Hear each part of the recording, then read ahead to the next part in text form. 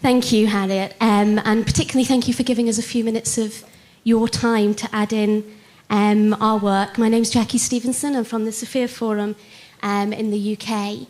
And while I wait for my slides, let's just start building on what Harriet was saying with the basics. So women have sex.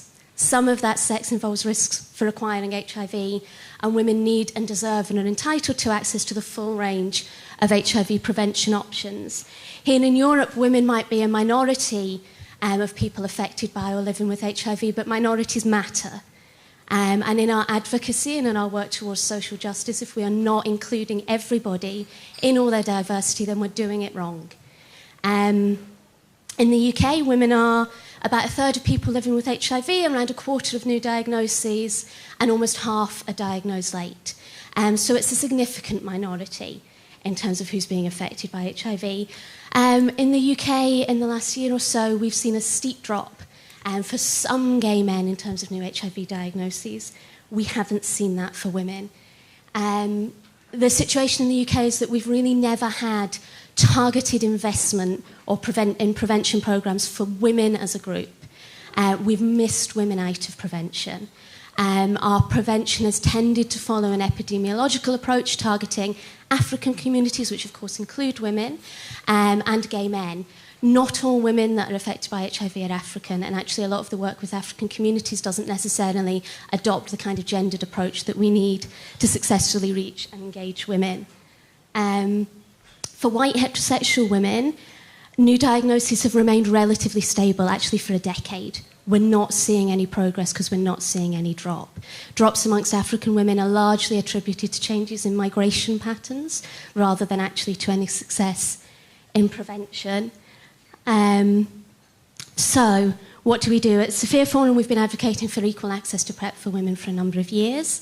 We sit on the Community Advisory Board for the PrEP Impact Trial, which does include women. There are places reserved for a group that we've been fighting over the name of. Originally, it was called non-MSM.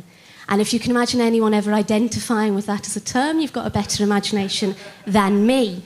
But we now talk about women and other people, which is progress. At least we are using the word women, which actually we can do. It's not so scary.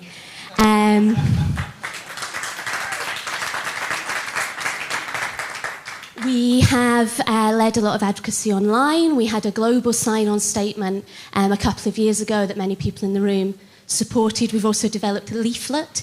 Those leaflets are around. We actually have loads of them. So if you want some leaflets for women to take back to your own context and community, then please come and say hello. We're also really open to you taking that away, translating it, using it, do with it what you will and what you can. And we've created this website, womenandprep.org.uk, is a website designed by and for women, completely volunteer effort, that talks about PrEP from a woman's perspective, situates it within wider HIV prevention, because I think the job and the task we have for women is not just PrEP, it's about HIV and HIV prevention and situating PrEP within that. We launched it late last year, and what's been really interesting for us and why we're so excited to be here today to talk about it is that actually so far only just over half of our users and visitors have been from the UK.